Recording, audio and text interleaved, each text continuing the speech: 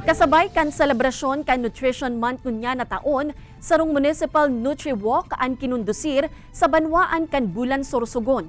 Sigun sa Municipal Nutrition Office, 1,700 katao gikan sa manlain-lain na organisasyon, LGU asin iba pang grupo ang nagpartisipar sa aktibidad. Nagpuon na maglakaw ang mga tao sa Barangay Fabrica pasiring sa Barangay San Juan Daan.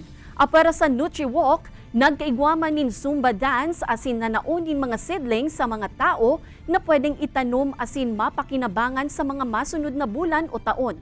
Sa paagi ka nasambitan ng mga aktibidad, mauwat kan gobyerno na maipahiling sa publiko ang importansya kan tamang nutrisyon.